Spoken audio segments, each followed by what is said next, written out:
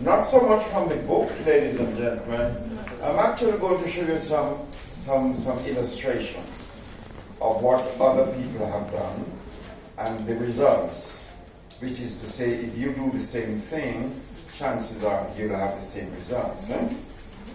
But before I go into my presentation, I really want to congratulate all of you. Let me tell you the truth. When I was preparing my presentation, I sort of thought of people half my age. You know? And then when I came this morning, I am seeing people who are a quarter my age. And I was impressed. I still am.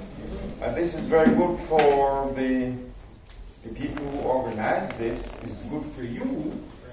And the reason I'm happy is what it means is that we Jamaicans are getting to the stage where we are putting our money to work. Yes. One of the biggest stumbling blocks for me, to us as Jamaicans, is our education system.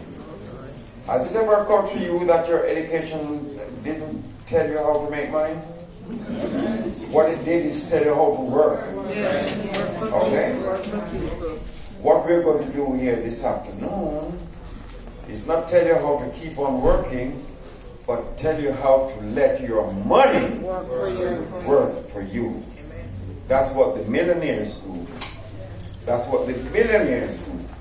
And we need to get to the stage where we start doing the same damn thing, right? Pardon? Oh, the whole idea of today's session was for me to make a confession about my vanity.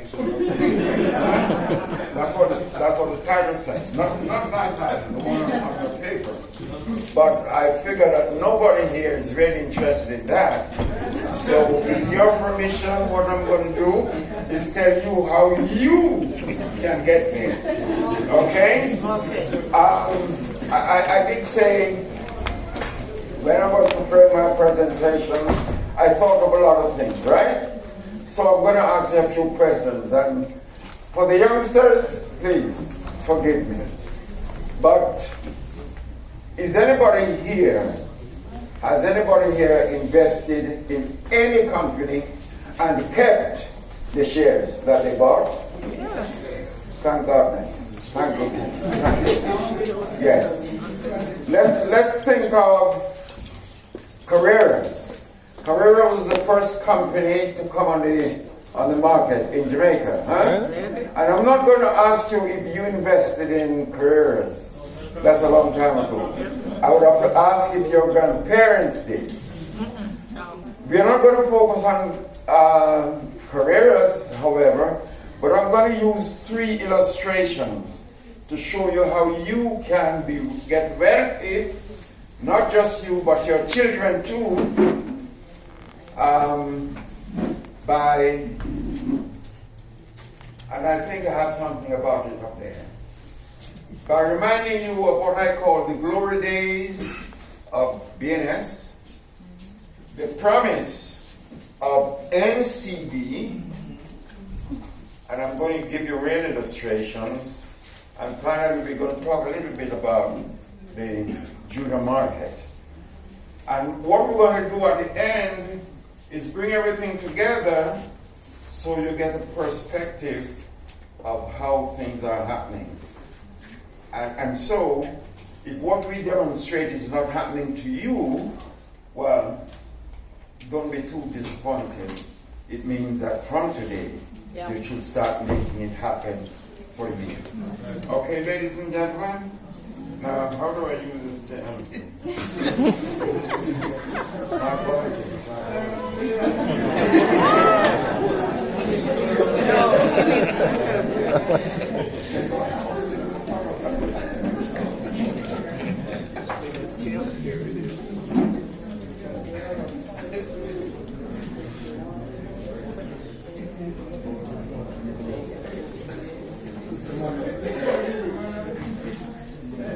So, how do I go to the next one?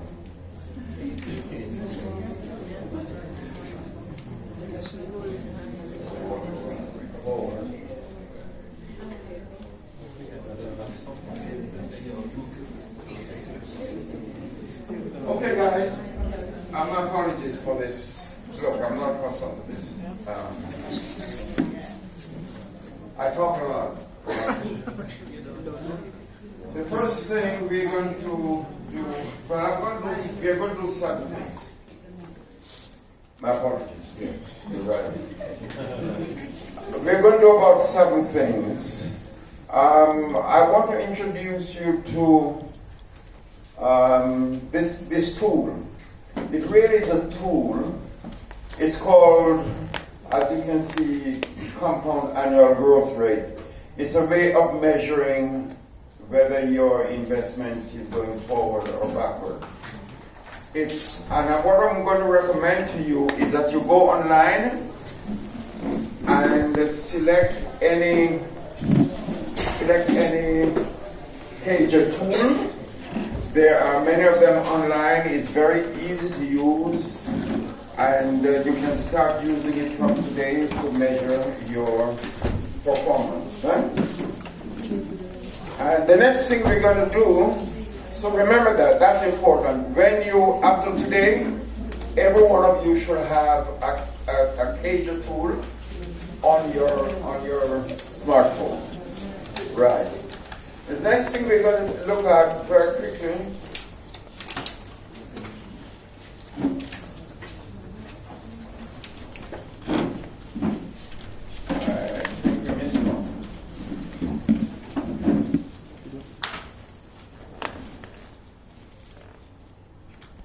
Company, I need your help.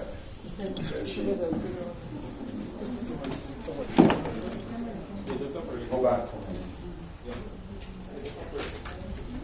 Okay, fine. This one. Drip. Anybody familiar with the concept of drip? Yeah. You know what it stands for, right? No. Yeah. My apologies, not using it. Dividend reinvestment. And we're going to show you an illustration of how dividend investing builds wealth. And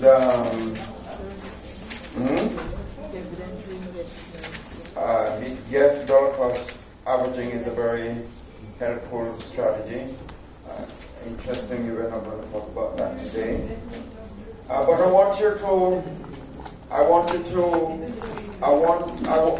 to help you to sink in the idea that if you're going to be successful as an investor, one of the strategies that you should use is what is called dividend reinvesting. That is to say, when you get your quarterly dividend, instead of blowing it on wine, woman, and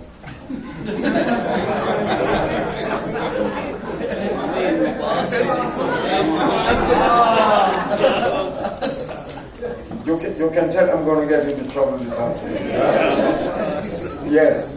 So instead of blowing your dividend, or instead of blowing 100% of your dividend, I'm suggesting you start reinvesting some of it. Okay, ladies and gentlemen? Because anybody here familiar with the concept of compounding? Yes. We all are.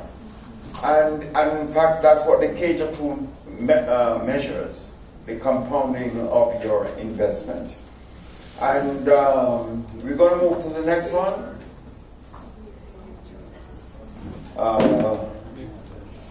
Okay. And these are where the illustrations are going to be, ladies and gentlemen. We're going to talk about the glory days of BNS. We're going to talk about the power of dividend reinvesting in building wealth behind your back. You don't have, look, folks, you can't get wealthy from investment without knowing everything about investment. You can get wealthy from stock market investing without knowing one 1/100th of all the technical things that you hear when the experts speak. Understand what I'm saying? It is possible, and you're going to see some illustrations. And the last one we're going to look at is the promise, the outlook of the junior model. He's doing wonderful things. He's created many millionaires. You know that? Yeah. I hope some of you are millionaires too. And if you're not yet, it's going to be possible. Junior market. I call the junior market. Were you hearing me? Yes. Behind me. Use the microphone. My apologies, my friend. We're going to look at the junior market too, because it has the potential for producing many millionaires in the next couple of years. It has done so already for quite a few people, and I was saying I hope quite a few people means some of you here. If it is not yet, it is possible before very long. Okay, so, and finally, we're going to look at this guy. We're going to look at his record because we want to compare it with what's happening here in Jamaica. And it might surprise you. Everybody familiar with Warren Buffett? Yes. Okay. Warren, of course, is considered the best, most successful investor in the world. Yeah. We have Warren's Cager number. And so we're going to compare our Jamaican numbers with Warren's. Okay? Next one. Oh, and finally, I want to invite you to accept and leave here with the idea of compounding being one of the two engines of wealth creation. Compounding. And you might be wondering, how does compounding come into investing? And I hope we'll explain that, because, you know, when you reinvest your dividend, that's a part of the compounding strategy.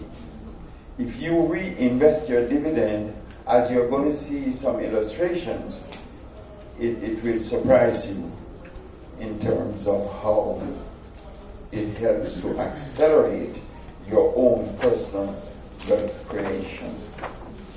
And then I want you to leave here with the concept of time. T-I-M-E. Time. As the other engine of wealth creation. The practical point that I'm trying to make is you need to understand that sometimes you just invest your money and leave it to work for you. You don't keep rinsing it. You don't keep making tracks, buying and selling. Just leave it and let it work for you. Because that's what the billionaires do.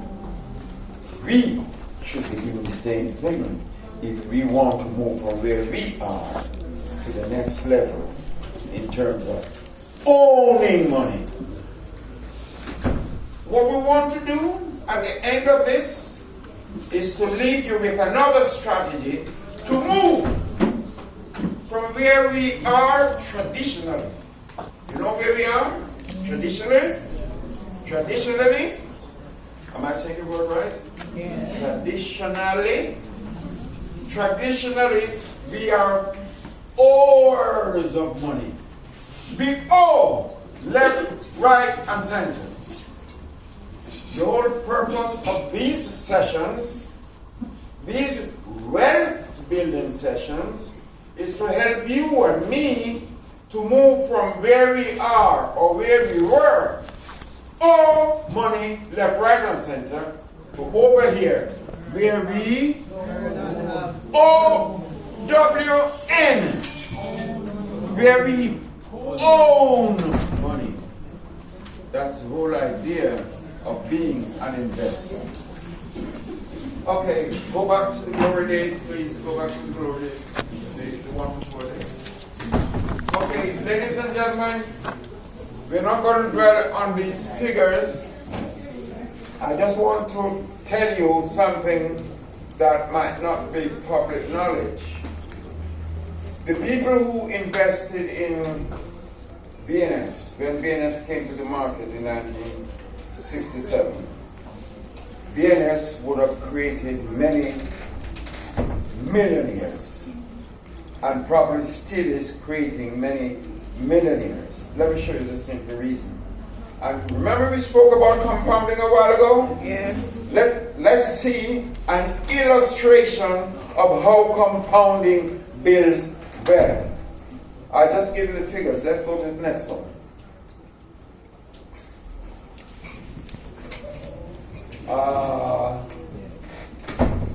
We're there.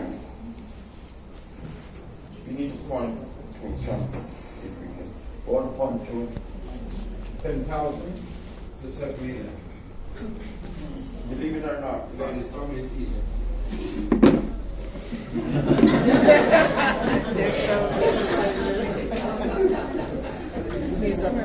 The point I want to make very quickly is that for the people who were wealthy enough to buy 10,000 shares,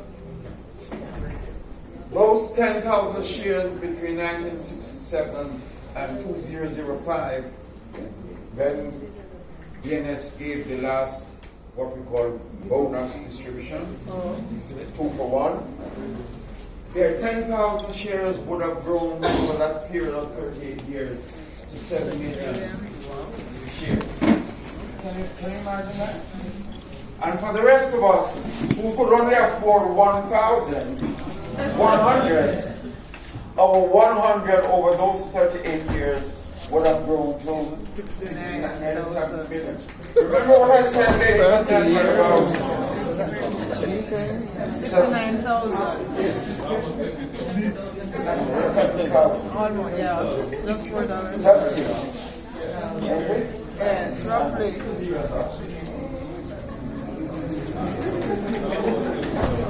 Yes. So the point I'm making is, you see what happened in 38 years where you did not touch the darn thing. You just left it there and let the man, the CEO and his vice president, and let those guys work for you. Yeah. That's the idea of investing also. To let the good business minds put your money with them and let them do the work and multiply your money. And then we can forget down here because this was the value in 2005. So let's move to the next slide, which shows The same thing.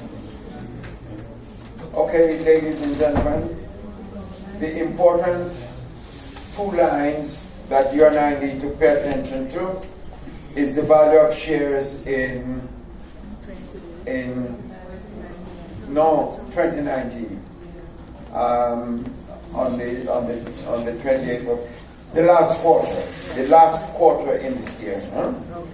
The second quarter which ended in June. What we are saying, that was the share price. That was the share price on the 28th of June this year. Yeah. Huh? But remember how many shares you would have had. 7. So by the time you multiply that, what do you get? 103 million. Is it right? 403 million, nearly 404 Or is it million. to touch it? And the point that we are making here is your grandparents, 10,000 shares would have manifested itself In 403 into million. 403 million. 400, And 4 million roughly. 404 million. Yeah. Ain't it? And remember, we began by introducing you to the concept of compounding Yes. and how to measure it, and you know where to find the tool to measure. Well, over those years, which is 50, note the period, 52 over years. 52 years and 3 months, your money would have been compounding at the rate of 22 plus %, which of course you know is very, very good. The point is, ladies and gentlemen, all of that happened without your involvement, without your, it wasn't you who bought it, right? It was your grandparents. And all of that wealth was created without them doing anything. That is one of the essences that I'm hoping you will leave this session with. Your money can grow, it can multiply without your involvement. So these were the glory days. These were the glory days of BNS. I call it the glory days because, of course, those days are gone. Now it is the turn of NCB.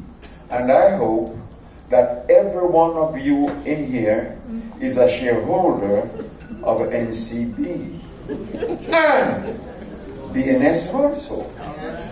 And if you're not, my suggestion is you must, you should, because we just demonstrated the glory days of BNS, which is behind us, 1967 to now. From now on, it's going to be the glory days of NCB, which has regional aspirations. And it's not just aspirations, they're doing jolly well up to now. And the expectation is that they're going to continue to do well. So you should be a shareholder and let them guys work for you. Yes. Good. Can we move? Okay. So now we have demonstrated one way that your money can work for you, and relying on the two wealth building strategies of time and compounding. We did that with BNS. We're now going to show you another illustration of wealth creation without your involvement by NCB. Okay. You won't see the details. I'll just tell you. But as many of you might have made up by now, I've been around for a long time.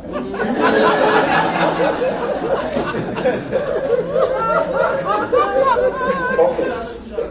So if you did form that impression, it's true. Okay. In my days, I used to do a number of things. One is I would give investment to the children of the people who were close to me, in one way or the other. So with my own employees, that's what I would do. And I do that instead of give the boys guns, like we stupidly do. You don't understand what goes through the mind of a parent who gives his or her child a toy gun. Can you understand? I don't. So instead of giving toy guns, I would give investments. Eh? Right. This is one illustration of an investment, right? You can't read it, so I'll tell you, but it's there. So in July, as a matter of fact, on my birthday, I didn't know it was my birthday.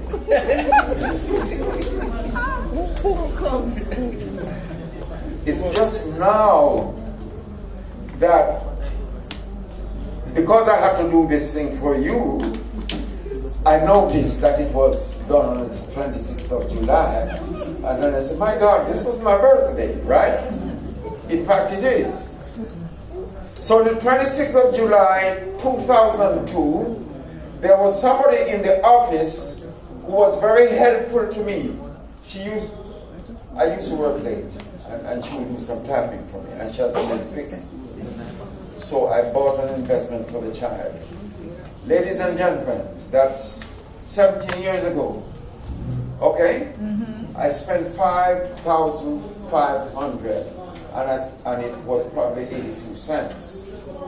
Today, if you can see, 1.4 million. it's 1.4 million. And that one, it should have been more. That's the point. It should have been more. Let me show you why. Because, can you see this figure? $43,900? Yes. That $43,900 is sitting idle right now instead of doing what it should have done. You know what it should have done? It should have been reinvested. Yes. And so if it was invested and bought more shares, the total would have been more than 1.4 million. Yes. Is everybody with me? Yes. Are you understanding? Yes. Okay, Break it down. no, can't break it down anymore. Just summarize. This is what happens. So you bought the investment, and anybody here from NCB staff? Okay. So NCB was doing dividend reinvesting. Anybody knew that? Anybody here knew that? No. So guess what? And I know you're from someplace, okay? We were sitting around the same table at the paper session. You're done right, yeah.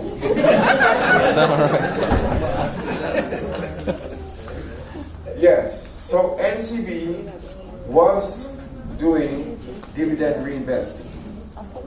You know what that means? You bought some shares.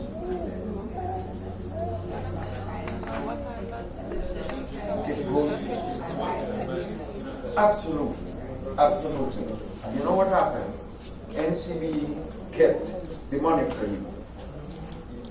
It didn't come to you and you paid it to a bank. Because when you do that, you lose a lot of money. Okay? They kept it for you and reinvested. And ladies and gentlemen, in 17 years, this is what I want to show you. In 17 years, through the power of compounding and of course time, 17 years of time, 5,000 became nearly 1.5 million. Wow.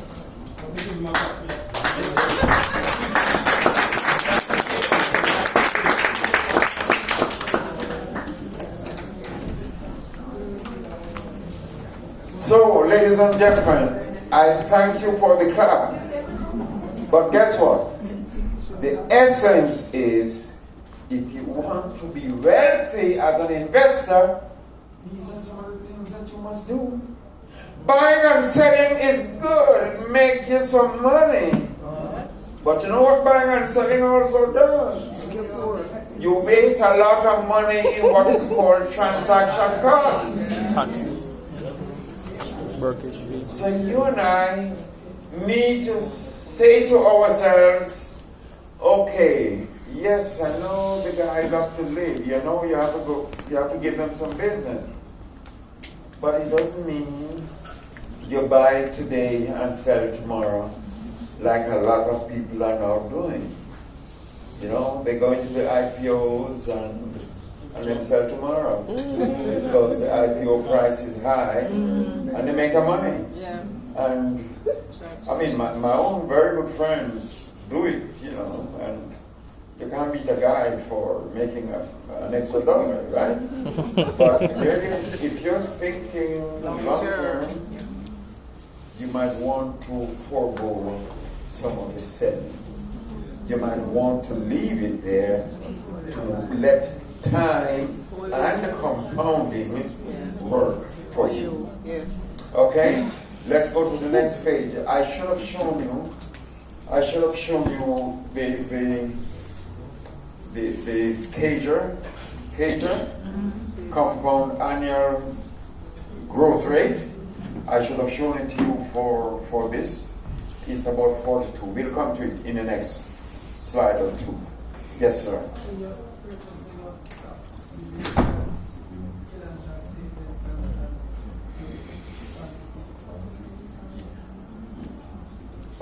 Kinda, yes.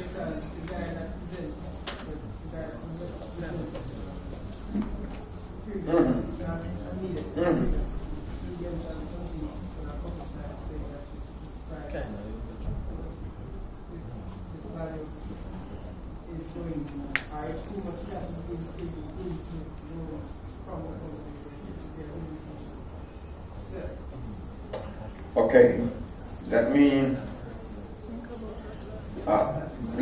respond by saying I am not a trader. I invest for myself and a lot of people, free. A lot of people is really my family.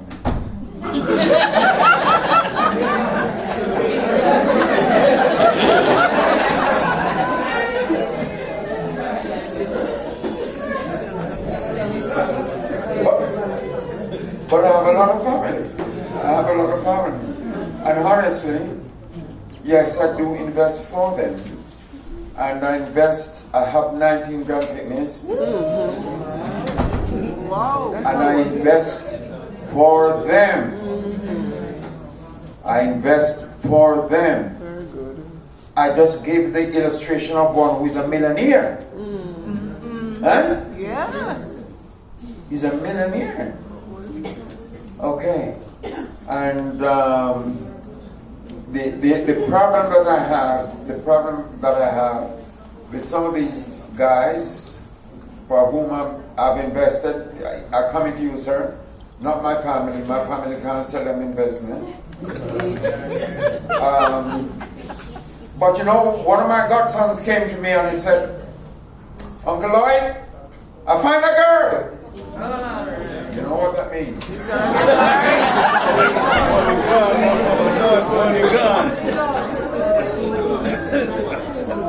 And guess what? He knows that I had an investment for him. So, Uncle Lloyd, can I? Yes. And then another goddaughter, oh, Uncle Lloyd, I'm moving and I have to pay down 3 months of forward money, security. And the minute she said that, you know what the next thing is going to be. So that's the challenge. But for most of them, the investment is going on. And I'll tell you, for a few of them are with NCB, so I have no problem there.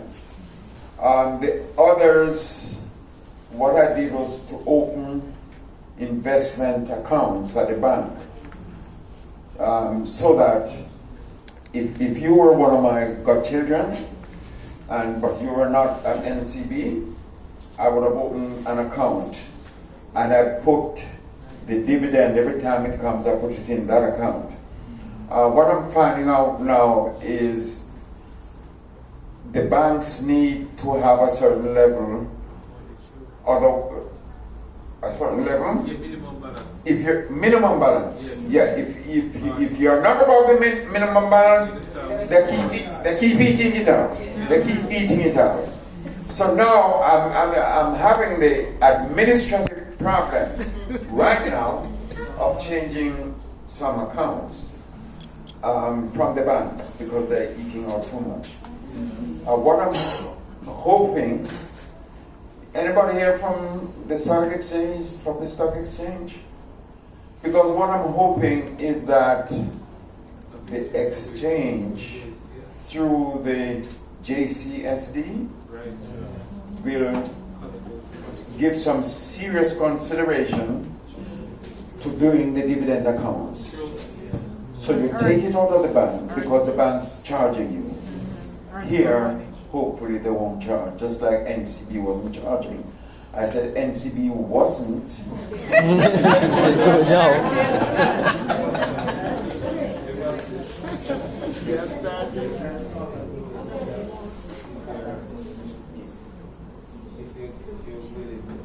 You're absolutely correct. Yes, sir. Your question. Yes, sir. If you still remember it. Yeah, man. Forgive me for coming in late in your presentation, but I take it that you still own those the NCB stock, right?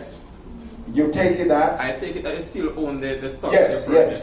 All right. So my question is, in light of the fact that we had presentations today saying that we must know when to stop, when to basically cash out, right?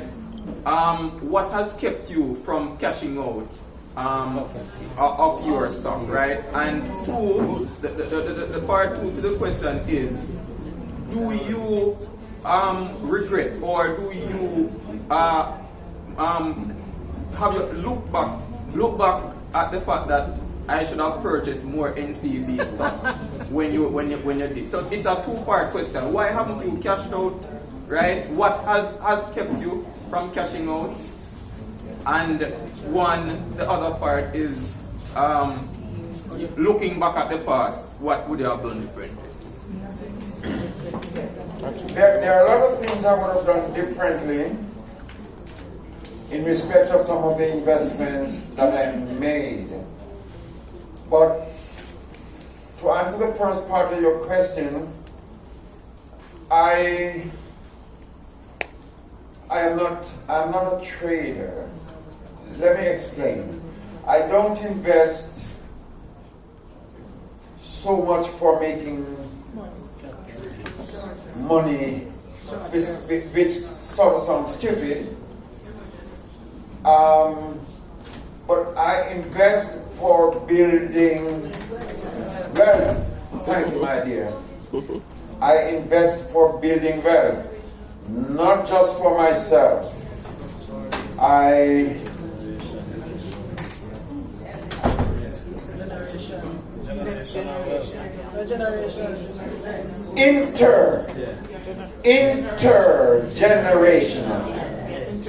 Intergenerational. So I say I invest for my children and grandchildren. My grandson's investment is, he can be very proud of it, and he's just 17 years old.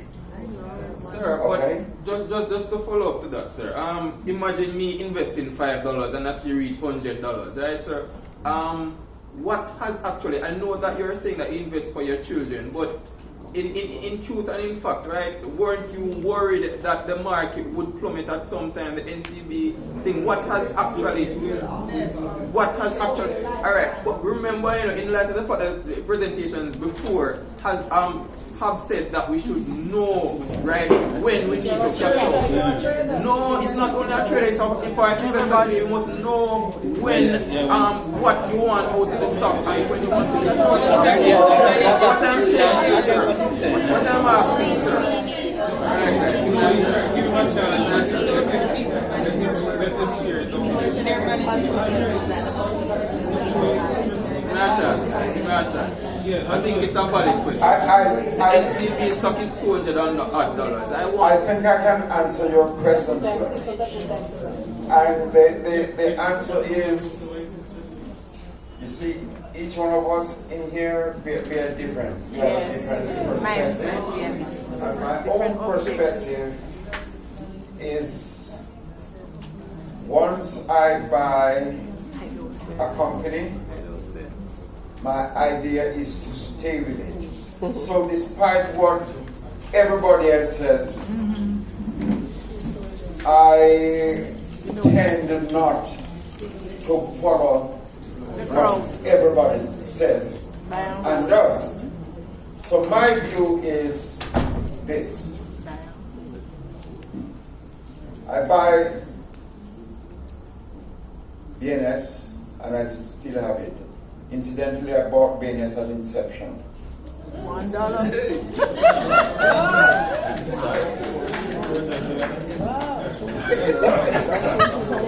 I bought Carreras At inception? at inception. I bought Grace at inception. I still have them.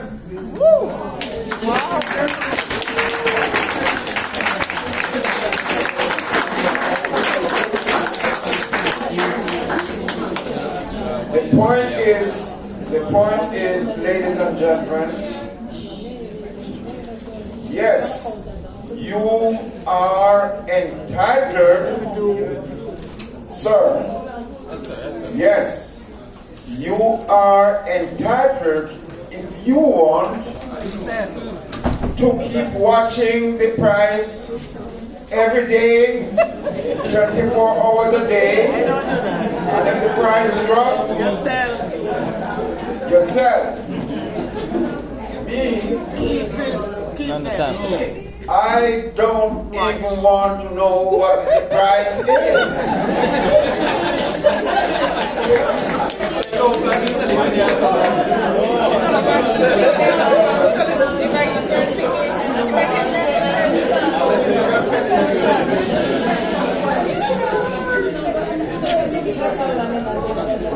So, I don't need to know the price because it is bought for a purpose. Yes.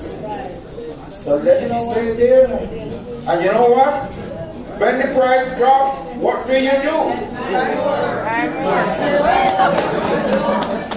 Buy more. You buy more. Yes. You know what a lot of investors do when the price drops? Sell. They sell. And when they do that, what happens? They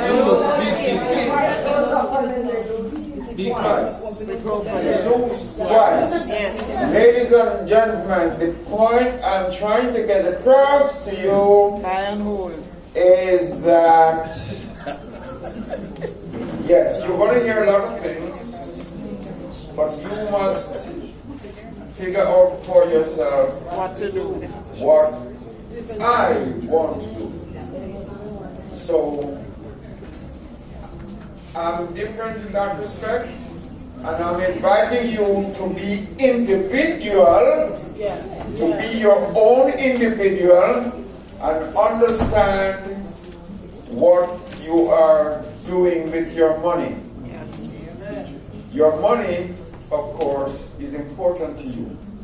And when you use your money to buy stock, you're depriving yourself of something else. Yes. That you could use that money to do, right? And that's what happens to me every time. So I don't change my car like my colleagues used to change their car. You see that money for the new car? You buy and hold. You know what I do? I buy shares. Yes. Right. So guys. Yes, sir. Yes, sir. Listening to you, right? I can see where, having like emotions in check is also important as well. And I already talking about buying companies based on, and you buy them for the long haul and what you think about the company, right? But I like the approach, but you know there are two sides, right? So I'm asking, is there ever a case where you purchase a stock, you believe in that stock and you purchase it, and you have it for the long run, but basically it not perform at all, or you lose? Is there ever a case like that? I know that there's a stock on the market, give me a see yeah, well, you lose it like that. But just as an example, what we are asking, the point still remains, like, with the type of philosophy or mindset, how you really work around that in terms of like, believe in a company, but at the wrong company, I believe in a this. Which is possible. Which is possible. I've lost in a couple of cases, yes, because you're never going to be Sure. You're never going to read it right. Yeah. You know, you're never going to read everything right. So you lost in a couple of companies. But what makes me invest in A versus B? That's a good question.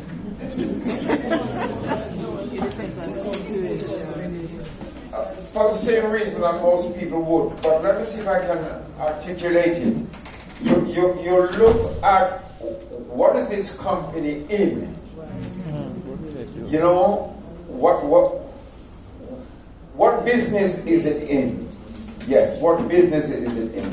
So, for example, if you take the two banks, and remember what my advice, my suggestion to you.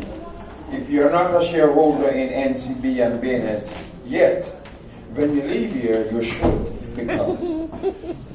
Look, these are the people who are making money. These are the companies who are making money. Let them work for you. Let them make some money for you by owning their shares. So you're just looking at, once you're satisfied that the service that they're offering is a service that is needed,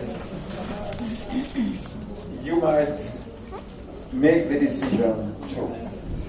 And sometimes, or most times, you're right. Sometimes you're wrong. I give you mentioned Siboney. Okay, I bought Siboney for my son.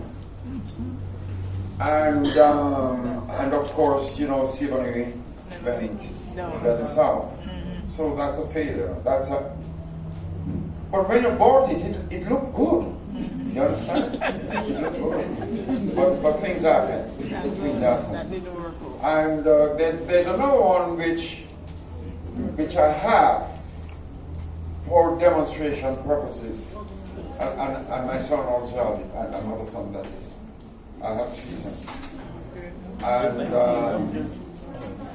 anybody remember Century National Bank?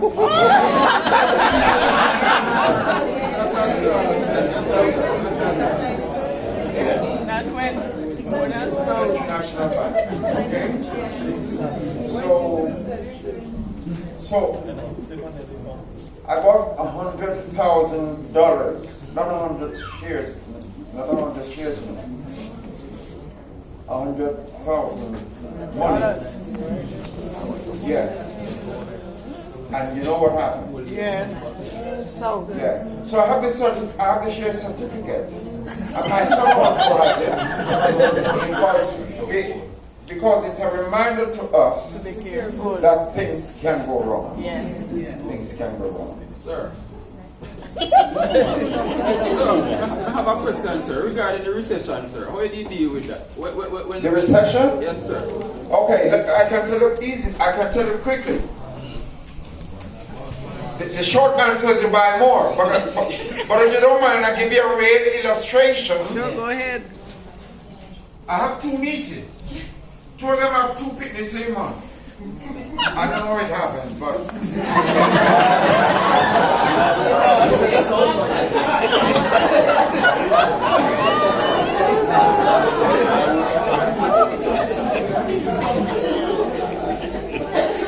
okay. I spend half of my time here, and I spend half of my time in the U.S. They're in the U.S. And you ask you asked the question at the right time, because did I mention anything about DRIP, dividend reinvesting? Yeah. If you have not employed dividend reinvesting as an investing strategy yet, you should. I just illustrated how 5,000 grew to more than 1.5 million. So you let it work for you.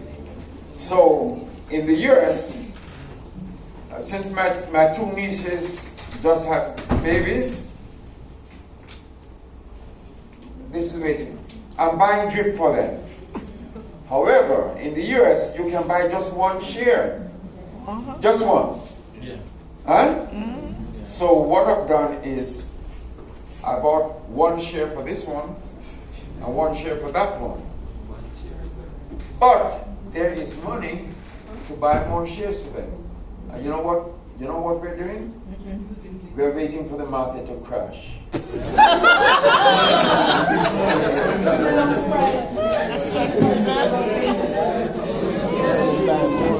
I'm being honest with you. So when you predict Look, crash, sir, when look, that crash? let me explain. A lot of people are interpreting a lot of things the wrong way. You and I should not do anything to cause a recession.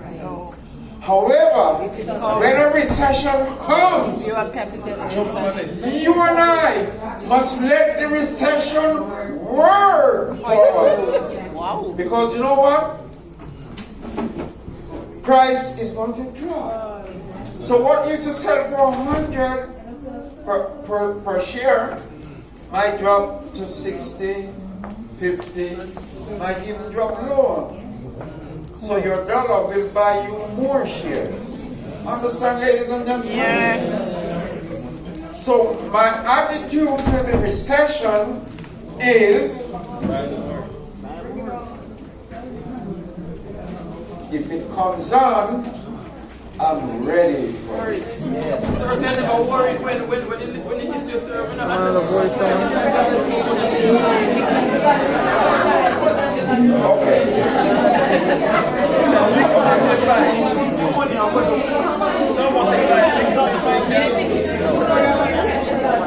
This is interesting. This is interesting. You have a question too? Okay. Amen. And then we take your question. Yeah, I just wanted to comment on the guy that asked the first question in terms of like trading and holding the stock for so long and stuff like that. No, the thing is, I do both so I can speak to it. So if you are going to like sit down, like if you look at it from a trading perspective where you have to be in the market every day from 9 o'clock or decide what you're going to do from the day before and be in it. That's, as the gentleman here is saying, if you're not considering the fact that, first of all, you're not going to be getting any dividends off most of those trades because you're like in and out all the time. Plus the commission that you're paying on the purchase and on the sale. If you're not seriously sitting down and analyzing how much it is that you're actually spending and taking out, most of the time it's not worth it. It's a loss.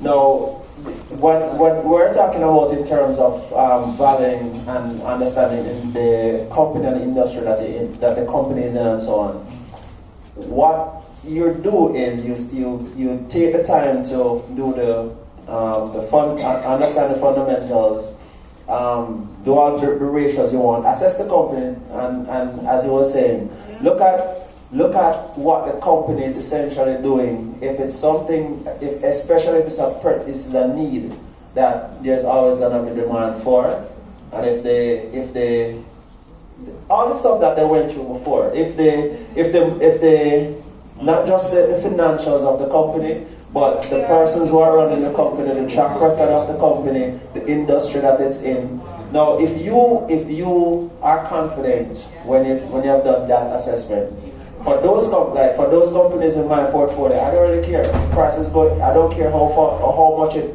goes up or down. What I will do is buy more as he does when it goes down. I'm looking for it to go down. So, for example, he went in BNS and a couple of them at IPO. I still have the Wisynco IPO. Like most people just trying to flip IPOs nowadays, which technically, well, again, I mean, it depends on what you're trying to do, but if you're bought into like a Wisynco and the fundamentals are good and the company is doing well and they keep generating revenue, the need continues to be there, why do you need to sell it?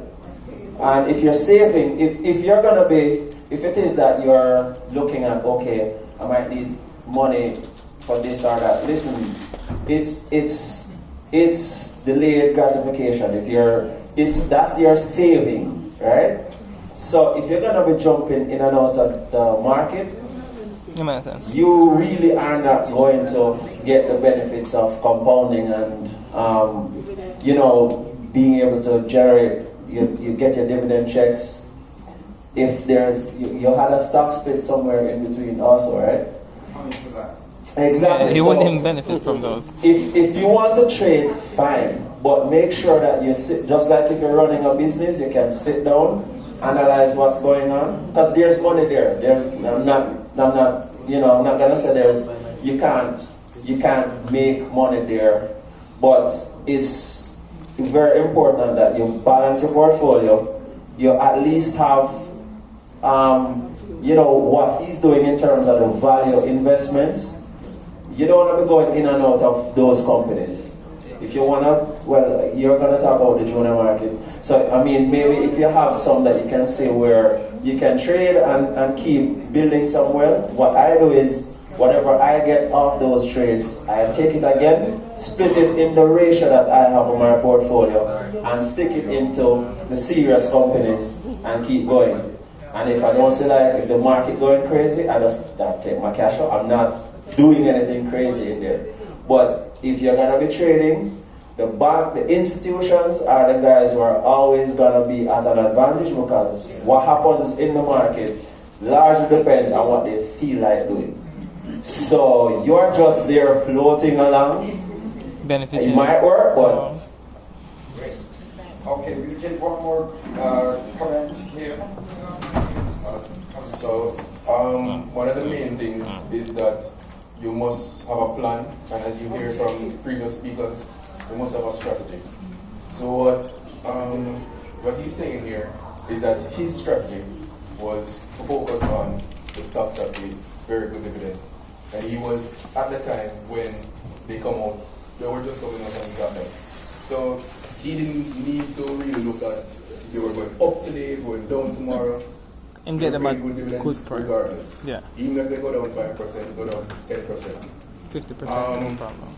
You must have a plan. You must know what you want to do. If this is your strategy, then you stick to it. You still do your fundamentals to know that the company is strong. And everybody saying, like I said, there's a lot of noise in the market. Once you know your fundamentals, once you know what your plan is, the noise shouldn't matter. You continue doing what you're doing. You had a question, my friend, and then yes. I really have a question, but I just wanted to add to some of the stuff that they said. A wise man once said the intelligent investor is a realist who buys from the pessimist and sells to the optimist. I certainly think that you are an intelligent investor. Based on what you've said thus far. Right? I just want to say as well, for those here, right? I need to give you a mic for that.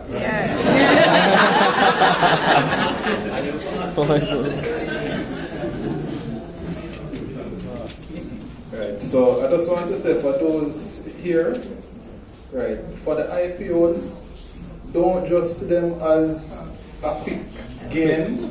When they come out, really sit and analyze them. See what is being offered, what value it can add to you as an individual, to your portfolio, And furthermore, as he highlighted, towards the growth of your children or your immediate family.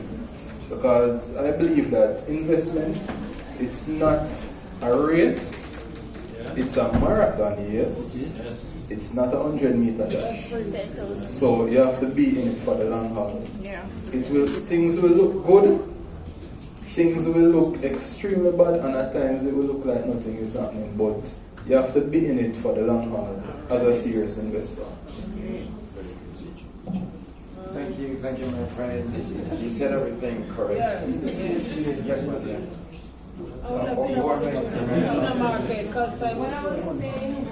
Mike. Okay, take the mic. Yes, speak.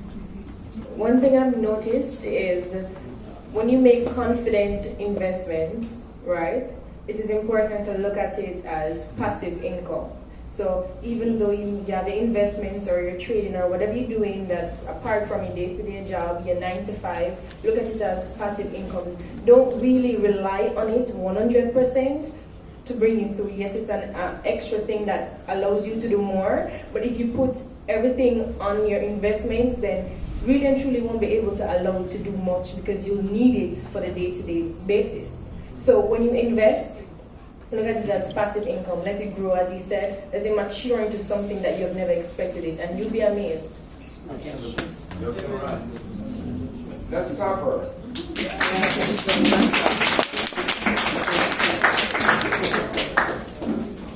To summarize, the check that I get from my employment, my monthly Pension. yes, that should take care of my. Every expense. Monthly expenses. She gone to pension already. So that monthly. But the truth is, ladies and gentlemen, I don't know if you know it yet, but I'm writing a book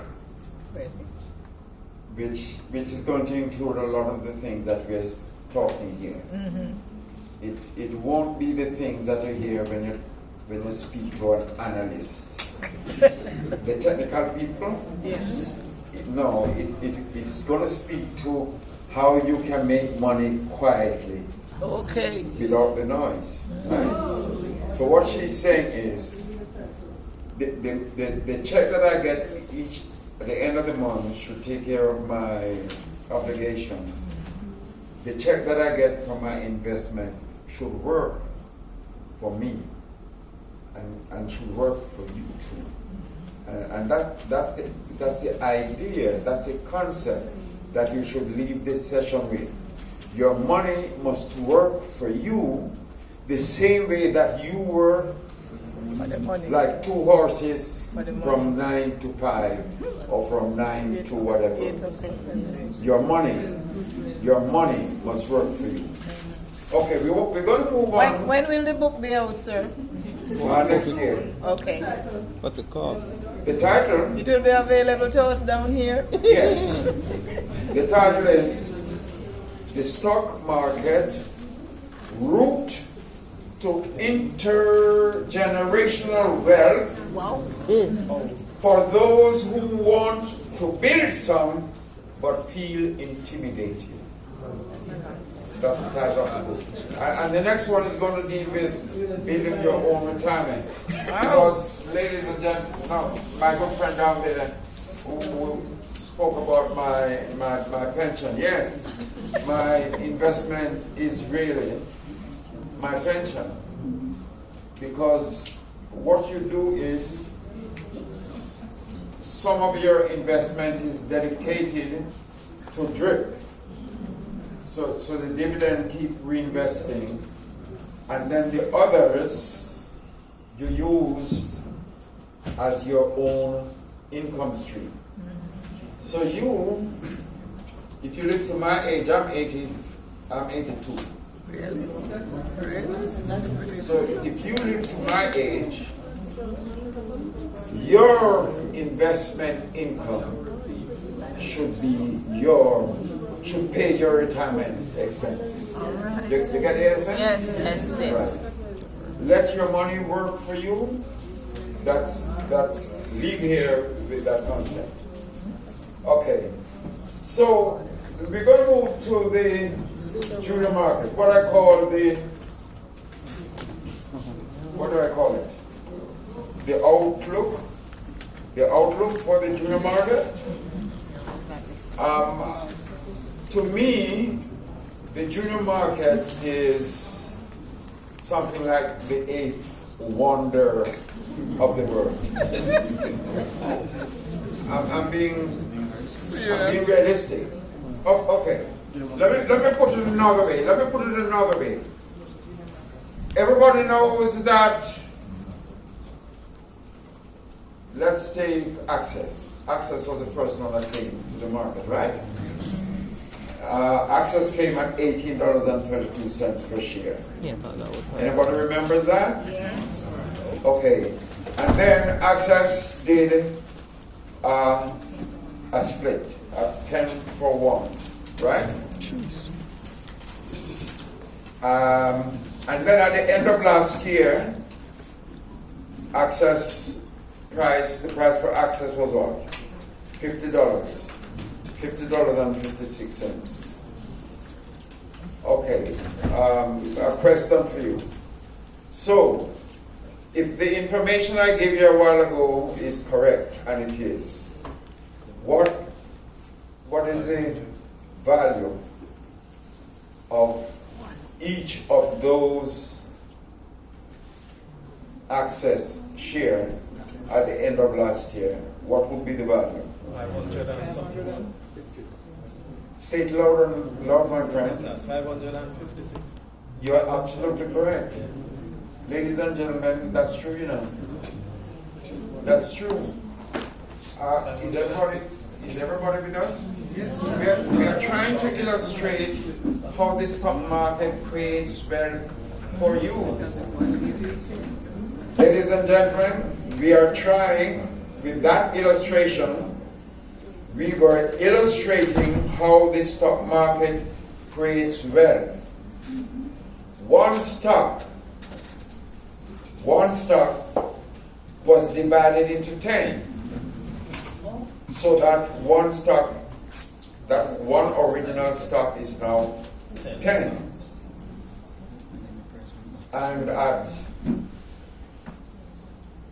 last year, the end of last year, I think I have the figures on there. It was $15 and something. So that in effect, one of the original shares is now valued at $500,000. Just one.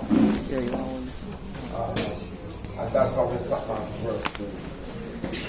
So, I looked at the 14. We are now looking at the future and the outlook for the stock market, for the junior market. So I looked at the 14 that have done splits. Most of them have done 10, 1 for 10, right? Except for one, which is the one that has a bus. Not for, I think transport is not just one. One for time. Transport is one for time. But what can we see the next slide for this? Because I think. Okay.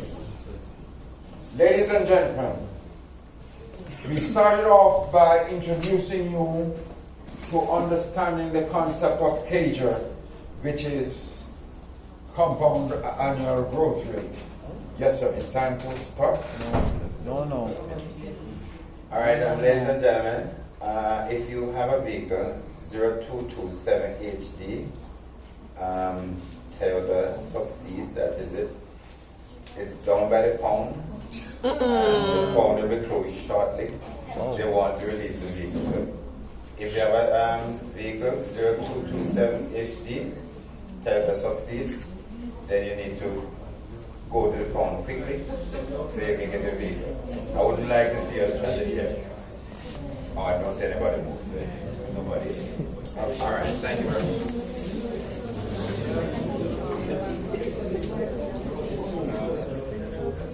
Thank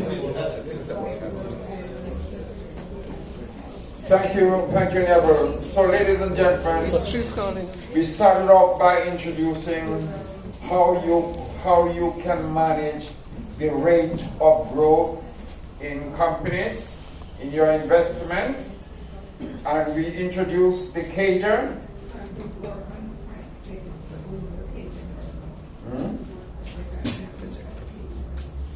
Yes.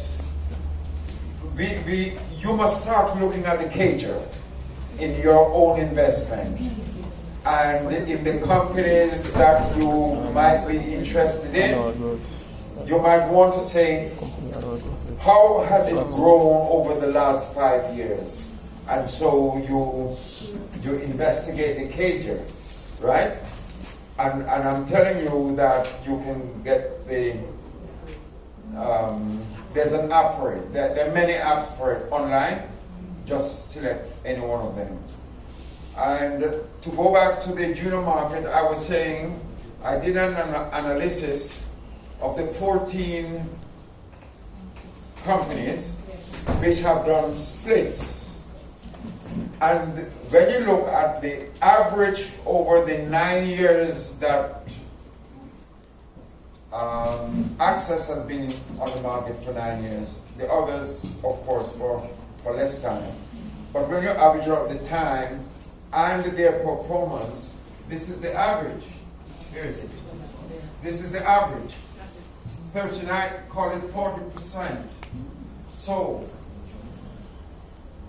what that should be saying to you is that, hey, the junior market has potential for making money.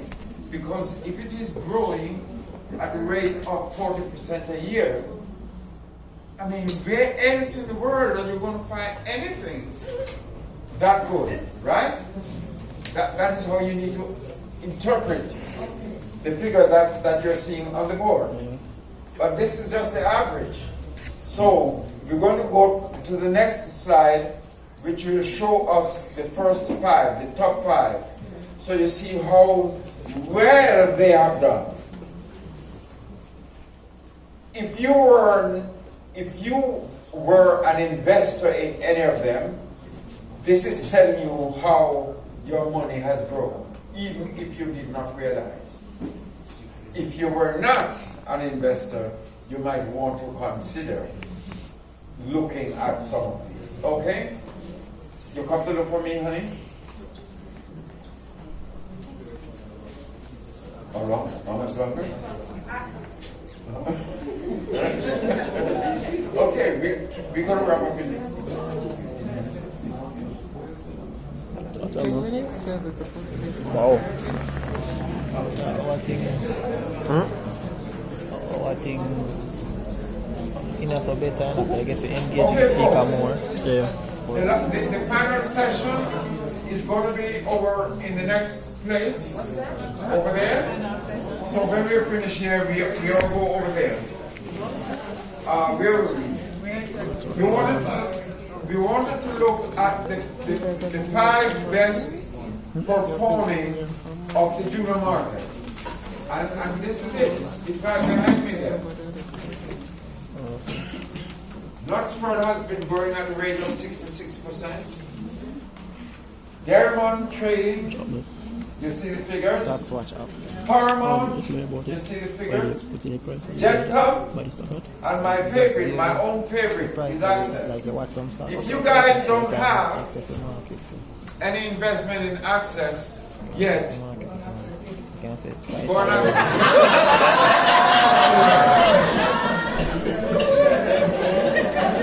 So like say, if I want to stop the trailer, You could not have been any writer. Go and access it. Okay. Okay? In other words, ladies and gentlemen, the stock market is a route through which the junior market of the stock market is a route through which you and I can become millionaires over the next couple of years. Nothing happens overnight. It takes time, as my friend across there said, but it is possible. and I'm showing you some of the possibilities. Okay? And we're going to wrap up by looking at the performance rate of all the things that we looked at, which is not many really, it's just 4 or 5. So we're going to turn to the next page. Oh, on this page, we were comparing, as you can see, we were comparing us for an access with NCB. And I just gave you the figures, but it's also on the board. The NCB illustration that we gave you, based purely on dividend reinvestment, was compounding at the rate of 42%. Ladies and gentlemen, anything that compounds at 42% is doing damn good. So go to the next page. And here, what we do is compare all the issues, all the illustrations that we spoke to, and look where performance comparison. Oh, my apologies. This figure is the average. Is the average, right, of the junior market? Because remember, we have some junior market companies that are doing much better than the average. The average is the average, right? So look at NCB, 42%. The average of the junior market, 40% roughly. BNS in its glory days, 22%. And look where Warren comes out. Which is to say, ladies and gentlemen, that we are doing very well in this little country. Just like our athletes, right? We are doing very well in this. I mean, we back like hell, you know. I mean, we kill 5 of ourselves every day, which is awful.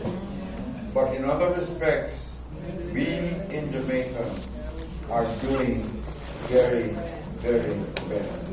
You in Jamaica doing very, very well. Next slide, my friend. So I want to leave you with some ideas which you will recognize, to which you will recognize that I subscribe, because with my investment, I leave it to work for me. And I'm suggesting to you that you can do the same. I've given you illustrations that you can do the same. And Jeremy Siegel, I don't know if you are familiar with Jeremy, but Jeremy is one of the foremost investment writers in the world right now. He's a professor at Wharton School of Business or something like that. Yes. And you see what Siegel said? Winning with stocks requires only patience. Let your money work for you. You don't have to be particularly smart. You don't have to be particularly smart. Find the right investment, find the right strategy, and let your money work for you. And finally, I want to leave you with one other thought. Turn the page for me.